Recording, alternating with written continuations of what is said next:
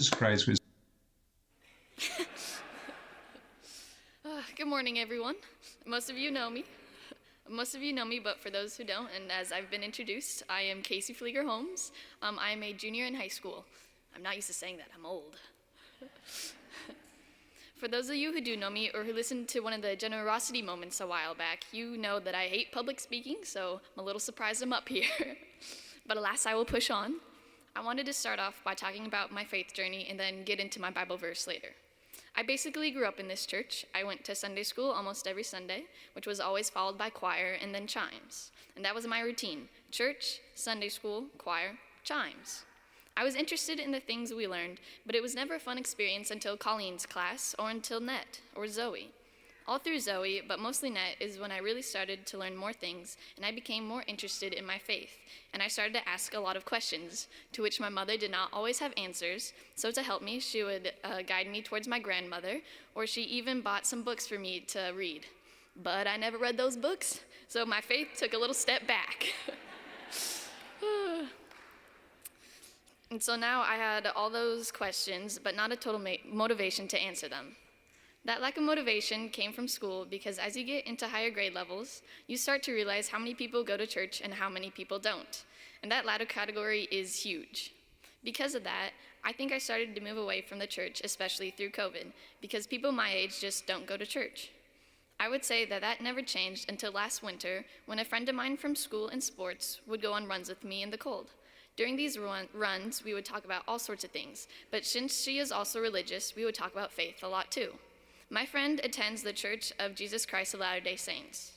I cherish these runs we would go on because we would just talk about the differences in our churches and our beliefs, even though we both call ourselves Christians. The thing that stuck out the most that we used to discuss is how we were kind of ashamed of our faiths because only a very limited few people in school go to church. So when you'd find people who do go to church, when they find out you do go to church, some would change their behavior to act more appropriate around you since you're the good Christian girl. And it was just the small conversations that I had with this girl that brought me back to my faith, even though people acted like that. She just helped me feel more comfortable with it. That kind of leads into my Bible verse, which is, "Thy word is a lamp to my feet and a light to my path," because it was the small things and actions between the two of us that helps me find, well, God again. And that winter retreat that year through Net really impacted me a lot more than usual because of those conversations. When choosing a Bible verse, I had no idea what I should pick, because if you haven't noticed, there are a lot of words in the Bible. But I ended up choosing this one because it was on a bookmark that I made in Colleen's class probably about 6 years ago. This is actually one of my favorite bookmarks because of the color of the paper.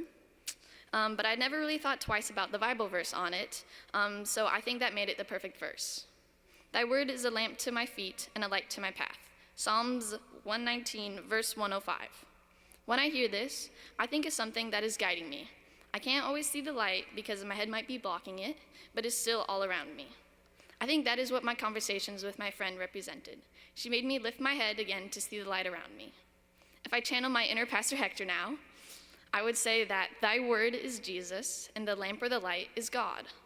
And through those small interactions with the community around me, I was able to see the God that Pastor Hector talks about when at the end of his services, he asks if we are ready to go be members of the church out in the community. I'm a person who struggles to believe in something without proof, but these interactions help me find the little parts of blind faith that I do have because they showed me one aspect of God in my life. Okay, we made it. The last couple of things I would like to say is this experience helped me realize that you can find God in places other than the church. And for those of you who are like me and don't believe in blind faith easily, there is something out there, an experience that either you find or in my case, it finds you. I want to keep living this forward and help out the next runner who is struggling with their faith because you can learn so much from the people around you, and that is something that is worth spreading. Thank you.